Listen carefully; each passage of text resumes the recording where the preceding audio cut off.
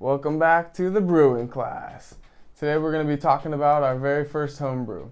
If you're like me, you start with an extract kit, and it's very easy if you live in the US to go to one of your local homebrew shops, type that in on Google, local homebrew supply shop. And there should be one around within a 15-mile radius, usually 20-mile, 25-mile radius at most usually. Or you can purchase it online and get it to your door in like 2 or 3 days, or shorter sometimes. And they have everything. They'll mill the grain for you most of the time. It's pretty convenient. In other countries, there's not so much option, so you got to make do with what you can. Sometimes the prices are higher, I've noticed as well.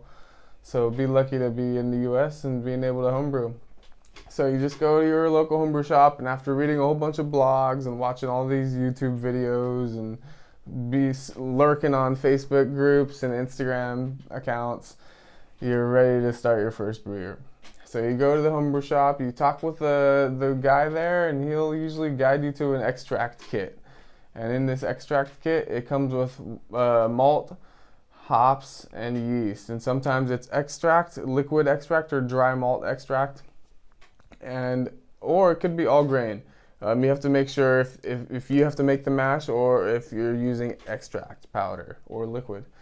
So like me, I started a wheat beer extract. And I didn't know the difference from a wheat beer or a pilsner or a stout IPA, nothing like that. But it was a 5-gallon batch, and I had a 6-gallon stainless steel kettle, no valves on the bottom, nothing special, right? And I had a propane tank and a propane burner I got for Christmas the year before from my mom. One of the only gifts I got, right? And so I set up the kettle and I put about 5 gallons of water, right? That's what I thought. 5-gallon batch, okay, 5 gallons of water. I didn't know if I should have used like 4 gallons of water looking back at it. But I went ahead and I put the malt in and I started stirring it. I didn't realize when it gets to boiling point, you have that certain amount of time where it bubbles up super fast and it can overflow, leaving you with a sugary coated mess all over your kettle. So that's what happened a little bit.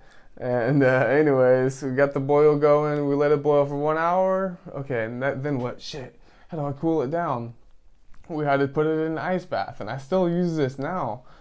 If you don't have the space, you can't do the chillers or anything. So you use an ice bath, and I put it in the apartment sink. It was an apartment as well. And all the equipment I started with was an ex-fraternity member moved to a different state, left his homebrew stuff, so I just started using it. And that's how I started, and I'm still using similar stuff. Like, it's very homebrew. We're not spending thousands out here yet, but that's all to come. That's very soon. And so you're ready for your first beer, ready for your first homebrew. You boiled 15 minutes, maybe it's an IPA, so you add like, for a 5-gallon batch, maybe 2.5 ounces of Chinook 30 minutes into the boil. And then at the end of the hour-long boil, you'll add like maybe 4 grams of Citra, something like that. You stir in a whirlpool motion, and you put it in your ice bath, and you continue to change the water, change the ice, get it as cold as possible, as quick as possible. And then you'll dump that into your pre-sanitized fermenter and lid and airlock and stopper.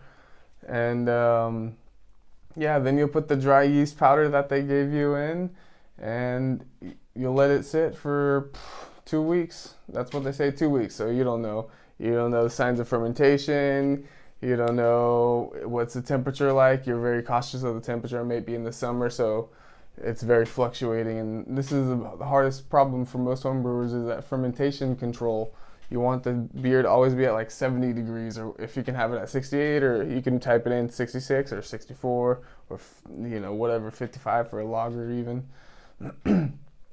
That's the next level of brewing, is that fermentation control. But you're not there yet. So first homebrew, that's what you're gonna get. You're gonna make some mistakes during bottling. You lose lots of beer, it gets all over the place. Put lots of towels. Have a couple friends helping you sanitize. Everything after you cool that beer, it should be sanitized that comes in contact with the beer. So these are just my short little experience doing a 5-gallon extract wheat beer as my first homebrew. Share in the comments below what your experience was, up or down.